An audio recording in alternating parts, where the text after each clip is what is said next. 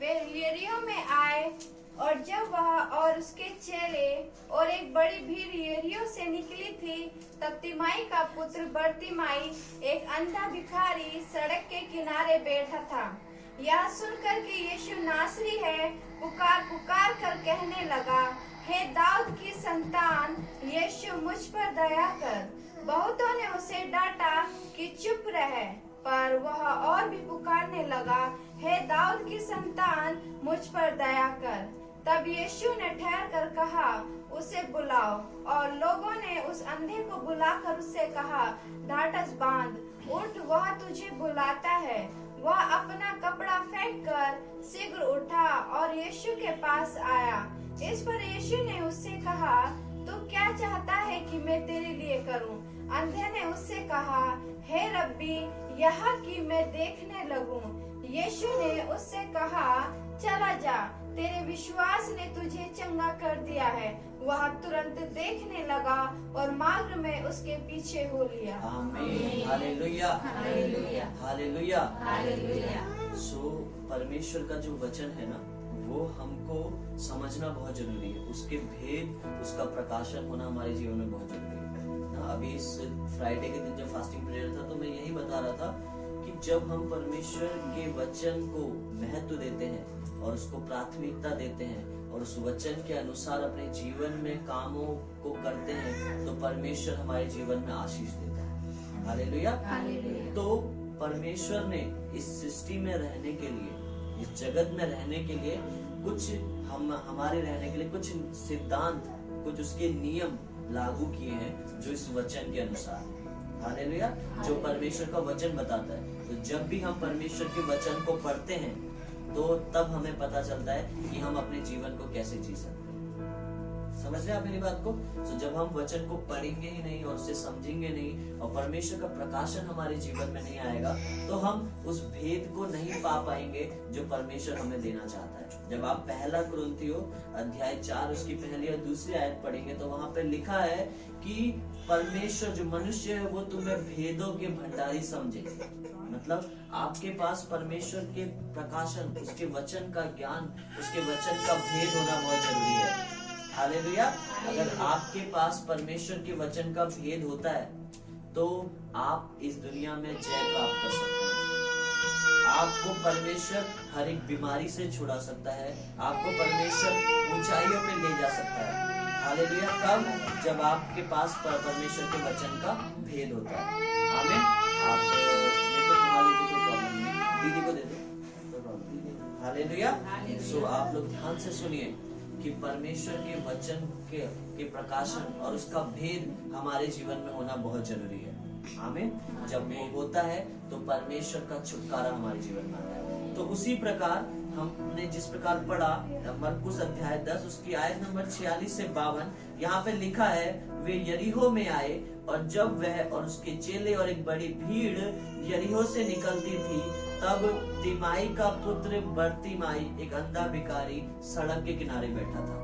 आमीन। सब यहाँ ध्यान दीजिए ना, पीछे मत देखिए या कहीं इधर उधर नहीं, बाइबल में मत देखिए, सब मेरी ओर ध्यान दीजिए। मैं पढ़ रहा हूँ, अब ध्यान दीजिए और सुनिए मैं क्या कह रहा हूँ। हालेलुया। क्योंकि वचन जो है वो पहले सुना गया, सबसे पहले वो बोला गया परमेश्वर के द्वारा, फिर वो उसके दासों के द्वारा सुना गया और फिर वो लिखा गया कि हम उसे बोले और फिर सुने। हालेलुया। सो वैसा ही है, जब हम अभी बोल रहे हैं तो आपको अभी जब आपसे सुनते हैं तो परमेश्वर आपके जीवन में वैसा काम करता है। हालेलुया। आप जब वचन को पढ़ते हैं तब भी परमेश्वर आपसे बात करता है, लेकिन जब परमेश्वर का दास वचन को प्रचार कर रहा होता है तब भी प्रभु आपसे उसके वचन के द्वारा बात कर रहा होता है। जब आप उसे अपने जीवन में लागू करते हैं तो परमेश्वर आपके जीवन को बदलता है। आमीन। सो क्या हो रहा है कि यीशु मसीह यरीहो एक जगह में आए हैं अपने चेलों के साथ, और उसके पीछे बहुत बड़ी भीड़ भी आ रही है। क्योंकि जिस समय प्रभु यीशु मसीह चलता था तो उस समय उसके पीछे हजारों लोग चलते थे, क्योंकि वो खुद में एक परमेश्वर था। उसके पास ऐसी सामर्थ्य कि जहां जहां वो जाता था वो किसी को चंगा नहीं करता था, लेकिन उसके आ जाने से ही चंगाइयां होने लग जाती थी और लोग उसके पीछे चलने लग जाते थे। हालेलुया। यीशु मसीह किसी से खुद से नहीं कहता था कि तू चंगा हो जा, तू ये हो जा।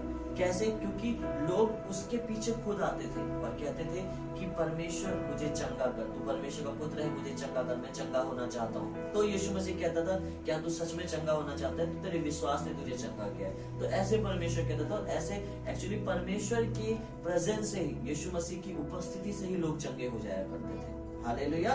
सो इसी प्रकार यीशु मसीह एक शहर में, एक जगह में आ रहा है जिसका नाम है क्या?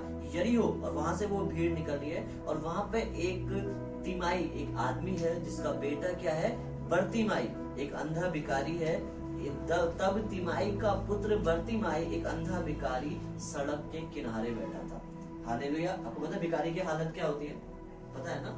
भिखारी वो जो अंधा हो, पहली बार अंधा आदमी जिसे कुछ नहीं दिख रहा है, हालेलुया, वो सिर्फ सुन रहा है ना। ध्यान से सुनिएगा, वो सिर्फ सुन रहा है। मैं क्यों बता रहा हूँ? परमेश्वर का वचन सुनना हमारे जीवन में बहुत जरूरी है। जब आप प्रभु का वचन सुनते हैं तो आप आगे देखेंगे परमेश्वर आपके जीवन में क्या करता है। हालेलुया। सो क्या हो रहा है कि वो अंधा है। देखिए, वो देख भी नहीं रहा है किसी को, वो किसी को देख भी नहीं सकता, ना वो यीशु को देख सकता है, ना उसके चेलों को, लेकिन वो सुन रहा है क्योंकि वो अंधा है। और दूसरी चीज वो क्या है? भिखारी है।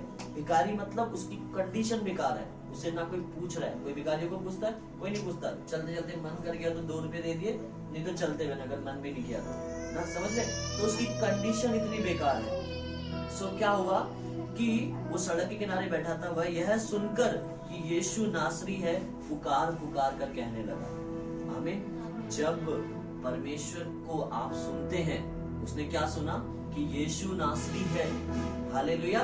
वो अंधा है, लेकिन जब आप परमेश्वर के वचन को सिर्फ सुनते ही हैं, क्योंकि उसको कुछ नहीं दिखाई दे रहा, उसने सिर्फ सुना है कि कौन है जो निकल रहा है, मतलब जिसका नाम निकल रहा है। लोग उस समय जय जयकार करते होंगे, भीड़ निकलती होगी, लोग कहते हैं देखो देखो यीशु जा रहा है, वो चंगा कर रहा है। तो उसने जस्ट सुना, सिर्फ सुना कि क्या कहते हैं, वो यह सुनकर कि यीशु नासरी है, पुकार पुकार कर कहने लगा, हे दाऊद की संतान, यीशु मुझ पर दया कर।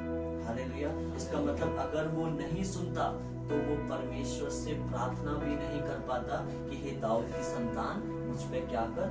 दया कर। हालेलुया।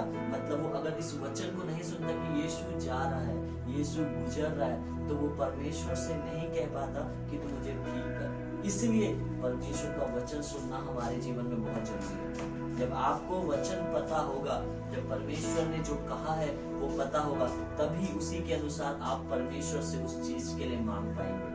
हालेलुया। उस चीज की आशा आप परमेश्वर से रख पाएंगे, वो चीज की प्रार्थना आप परमेश्वर से रख पाएंगे। कब? जब आप परमेश्वर के वचन से सुनेंगे। हालेलुया। उस समय यीशु मसीह मनुष्य के रूप में था, लेकिन आज यीशु मसीह अपने वचन के रूप में, क्योंकि बाइबल क्या बताती है कि वचन ने क्या किया? देह को धारण किया। वचन ने क्या किया? देह को धारण किया। मतलब यीशु मसीह वचन था और वो खुद देह को धारण करके आया। इसका मतलब आज हमारे हाथ में जो वचन है वो खुद में एक परमेश्वर है। जब हम उसे पढ़ते हैं और उसमें से सुनते हैं और उसके जैसा पालन करते हैं, तो परमेश्वर से हमें प्रार्थना करने का और ज्यादा परमेश्वर हमारे अंदर पवित्र आत्मा उस चीज की अगुवाई डालता है और हम परमेश्वर से क्या बोलते हैं? हे यीशु नासरी, दाऊद की संतान, यीशु मुझ पे क्या कर? दया कर। हालेलुया। अब आगे सुनिए, आगे क्या होता है? बहुतों ने उसे डांटा कि चुप रहे, पर वह और भी पुकारने लगा। हालेलुया। देखिए, वचन का सुनना, कि सिर्फ यह सुनना कि यीशु मसीह जा रहा है, तो क्या होता है कि लोग उसे डांट रहे हैं, अरे चुप रहे। अब भिखारी अंधा है तो वो यीशु मुझ पे दया कर तेज चिल्ला रहे, तो लोग उसे दबा रहे हैं, नहीं नहीं तू नहीं जाएगा, तू नहीं जाएगा, तू तो भिखारी है। समझ रहे? लेकिन यीशु मसीह क्या कर रहा है? चंगा कर रहा है लोगों को। हालेलुया। यीशु मसीह चंगा करते हुए जा रहा है। वो जा रहा है तो उसने सुना, तो वो जब लोग उसे दबा रहे हैं, लोग उसे मना कर रहे हैं कि चुप रहे चुप रहे, तो वो और ज्यादा पुकारने लगा, यीशु यीशु मुझ पे दया कर। मतलब कैसे? वो विश्वास उसके अंदर कैसे आया और वो पुकारने की शक्ति कैसे आई? जब उसने उस बात को सुना कि यीशु मसीह गुजर रहा है। हालेलुया। मतलब जब आप परमेश्वर के वचन को पढ़ते हैं, जब आप यीशु मसीह के नाम को सुनते हैं, तो परमेश्वर का विश्वास आपके अंदर आता है। हालेलुया। तो आप परमेश्वर पूरे दिल से बिना डरे, वो डर भी सकता था कि लोग उसे चुप करा रहे हैं, उसे मार देंगे, लेकिन बिना डरे वो और ज्यादा चिल्लाकर कहने लगा, हे यीशु मुझ पे क्या कर? दया कर। आमीन। सो आगे क्या होता है कि यीशु मुझ पे दया कर, बहुतों ने उसे डांटा कि चुप रहे, पर वह और भी पुकारने लगा, हे दाऊद की संतान मुझ पे दया कर। तब यीशु ने ठहर कर कहा, उसे बुलाओ। आमीन, हालेलुया। देखो फिर उसके बाद क्या होता है, जब वो बहुत चिल्लाता है, पुकार पुकार कहने लगता है, तो यीशु मसीह खुद उसकी सुन लेता है और क्या कहता है कि उसे बुलाओ। आमीन। मतलब जब आप प्रभु के वचन को पढ़ते हैं और जब आप सुनते हैं यीशु को, उसकी आवाज को सुनते हैं, तो प्रभु यीशु मसीह खुद आपसे बात करने लग जाता है, खुद आपको बुलाने लगता है। आमीन। इस वचन को समझिए, उसका विश्वास इतना जबरदस्त है उस अंधे भिखारी का कि वो कह रहा है, वो क्या कह रहा है कि परमेश्वर मुझ पर दया कर, चिल्ला रहा है। और उसके इतने अच्छे विश्वास होने के कारण यीशु मसीह खुद पलट कर कह रहा है कि उसको बुलाओ, उसको उठाओ, उसे मेरे पास लेके आओ, जबकि वो अंधा है। यीशु मसीह की उस तक नजर भी नहीं पड़नी चाहिए क्योंकि लोगों ने उसे दबा रखा है, लेकिन उसका विश्वास है जो परमेश्वर को मजबूर कर रहा है कि परमेश्वर उसे बुलाए। हालेलुया। सो हमें समझना है, जब हम परमेश्वर के वचन को पढ़ेंगे तो परमेश्वर इस लेवल का विश्वास हमें देता है। जब हम उसकी सुनते हैं परमेश्वर की, जब हम यीशु के नाम को सुनते हैं और जब उस पर विश्वास करते हैं, तो परमेश्वर हमारे विश्वास को और बढ़ाता है और फिर परमेश्वर खुद आकर हमारे जीवन में काम करता है। हालेलुया। हम आगे देखेंगे। और फिर उसके बाद क्या हुआ, तब यीशु ने ठहर कर कहा, उसे बुलाओ। और लोगों ने उस अंधे को बुलाकर उससे कहा, ढांढस बांध, उठ, वह तुझे बुलाता है। आमीन। वही लोग जो उसे दबा रहे थे, जो उसे नहीं उठने दे रहे थे, वही लोग क्या बोलते हैं कि ढांढस बांध, मतलब तेरा टाइम आ गया है ठीक होने का, यीशु तुझे बुला रहा है। हालेलुया। आज जितने लोग आपको दबा रहे हैं, जितने लोग नहीं चाह रहे हैं कि आपका अच्छा हो, चाहे वो गलत आत्माएं हैं, बुरी आत्माएं हैं, चाहे कोई भी है, लेकिन परमेश्वर आपकी ओर उसने देख लिया है आज, और वो आपसे कह रहा है कि उठ और मेरे पास उसको लाया जाए। हालेलुया। परमेश्वर आपको बुला रहा है। कब? जब आज परमेश्वर के वचन को आप मान रहे हैं और उसे सुन रहे हैं। हालेलुया। वो कर रहा है आपके जीवन में आज काम। आमीन। और फिर उसने क्या लिखा, बुलाकर उससे कहा, ढांढस बांध, उठ, वह तुझे बुलाता है। तो वही लोग जो उसे आज दबा रहे थे, वही लोग उसे उठाकर यीशु के पास लेकर आ रहे हैं। आमीन। ऐसा ही होने वाला है आपके जीवन में। जिन जिन लोगों ने आपको दबाया है, वही लोग, परमेश्वर उनके मनों को ऐसा पिघलाने वाला है कि वो आपकी ओर फिर कर आपकी मदद के लिए खड़े होने वाले हैं, आपके कामों के लिए खड़े होने वाले हैं। हालेलुया। वो आपके जीवन में आपको आगे बढ़ाने के लिए वो लोगों का हाथ होने वाला है। आमीन। सो आपको समझना है कि जब आप परमेश्वर के वचन का ऑनर करते हैं और जब उसकी तरह काम करते हैं, जब उसका सम्मान करते हैं, तो परमेश्वर आपके जीवन में काम करता है। हालेलुया। आपके विश्वास को बढ़ाता है और परमेश्वर उन्हीं लोगों के द्वारा जिन्होंने दबाया है, उन्हीं के द्वारा आपको आदर दिलवाता है। हालेलुया। मैं मानता हूँ कि वो लोग खुद यीशु मसीह के पास नहीं पहुंच पाए होंगे जो उसे दबा रहे थे, लेकिन वो अंधा, उसका विश्वास वही लोगों के द्वारा यीशु मसीह उन्हें बुलवा रहा है। हालेलुया। सो परमेश्वर आपको उठाने वाला है। आमीन। और आगे लिखा है कि ढांढस बांध, उठ, वह तुझे बुलाता है। वह अपना कपड़ा फेंक कर शीघ्र उठा और यीशु के पास आया। आमीन। हालेलुया। सो उस समय यहूदी साम्राज्य में क्या होता था, वहां पे जहाँ पे की बात है, वहां पे क्या होता था कि वो कपड़ा जो होता था, जो उसने ओढ़ रखा था, वो निशानी होती थी कि ये भिखारी है। मतलब भिखारियों की पहचान होती थी कि जिसने वो कपड़ा ओढ़ा है और रोड के किनारे बैठे हैं, वो क्या है, भिखारी है। सो देखो सबसे पहले क्या करता है, जैसे उसे पता चलता है कि परमेश्वर ने अब मुझे बुला लिया है, तो सबसे पहले अपना वो भिखारीपन हटाता है। सबसे पहले अपना वो कपड़ा फेंकता है जो उसके ऊपर कलंक है भिखारीपन का, सबसे पहले वो उसे हटाता है और परमेश्वर के पास जाता है। हालेलुया। फिर क्या हुआ, शीघ्र उठा और यीशु के पास आया। इस पर यीशु ने उससे कहा, तू क्या चाहता है कि मैं तेरे लिए करूं? आमीन। जब आप परमेश्वर के वचन का ऑनर करते हैं, आदर करते हैं, सुनते हैं और उसके जैसा करते हैं, तो खुद परमेश्वर आपसे पूछने लग जाता है कि मैं तेरे लिए क्या करूं? आमीन। और उस समय आप जैसा परमेश्वर से कहते हैं, वैसा परमेश्वर आपके जीवन में काम करने लग जाता है। हालेलुया। सो उसके बाद क्या हुआ, जब उसने कहा कि मैं तेरे लिए क्या करूं, अंधे ने उससे कहा, हे रब्बी, यह कि मैं देखने लगूं। तब वो भिखारी क्या क्या कहता है, उसके लिए उस समय सबसे बड़ी प्रार्थना क्या थी, ये थी कि वो देखना चाहता था, क्योंकि वो क्या था, अंधा था। तो यीशु मसीह से कहता है कि मैं क्या करूं, देखने लगूं। हालेलुया। और उसके बाद यीशु मसीह कहता है कि यीशु ने उससे कहा, चला जा, तेरे विश्वास ने तुझे चंगा कर दिया है। वह तुरंत देखने लगा और मार्ग में उसके पीछे हो गया। आमीन, हालेलुया। सो जब आप परमेश्वर के वचन के पीछे चल देते हैं, आप उस पर विश्वास करने लग जाते हैं और आपका विश्वास दृढ़ हो जाता है, तो परमेश्वर खुद आपको चंगा करने के लिए आपके पास आ जाता है, आपके जीवन में आ जाता है और आपको चंगा करने लग जाता है, और आपके द्वारा फिर वो इस दुनिया में बड़े बड़े कामों को करता है। हालेलुया। उसके बाद वो अंधा जो था वो यीशु मसीह के पीछे चलने लगा। लास्ट आयत क्या बताती है, वह उसके मार्ग में उसके पीछे चलने लगा। यीशु मसीह के पीछे चलने का अर्थ है कि इस दुनिया पे राज करना। हालेलुया। यीशु मसीह के पीछे चलने का अर्थ है कि यीशु मसीह जैसा बनना। हालेलुया। इस दुनिया पे को क्या कहते हैं, आशीषित होना सबसे ज्यादा यीशु मसीह के पीछे चलने का अर्थ है। हालेलुया। सो हमें समझना है कि जब हम परमेश्वर के वचन की ऑनर करते हैं, जब हम परमेश्वर का वचन पढ़ते हैं और जब उसका ऑनर करते हैं, उसके अनुसार चलते हैं, और जब हम परमेश्वर पर विश्वास करते हैं पूरे हृदय से और उससे प्रार्थनाएं करते हैं और परमेश्वर के और करीब जाते हैं, तो प्रभु हमें हमारा मनचाहा चीज हमें देने लग जाता है। भजन संहिता बताता है कि प्रभु दाऊद से कहता है कि मैं तुझे मुंह मांगा वरदान दूंगा। हालेलुया। परमेश्वर दाऊद से ऐसा क्यों कह रहा है, क्योंकि दाऊद, बाइबल बताती है कि दाऊद यीशु मसीह के दिल का, परमेश्वर के दिल का क्या था, टुकड़ा था। ये परमेश्वर उसे अपने हृदय का टुकड़ा बताता है कि मेरे हृदय के जैसा है। तो जब हम परमेश्वर के जैसा बनने लग जाते हैं, तो प्रभु हमें वो हर एक चीज देने लग जाता है जो हमारी इच्छाएं होती है, चाहे हमारे जीवन में चंगाई हो।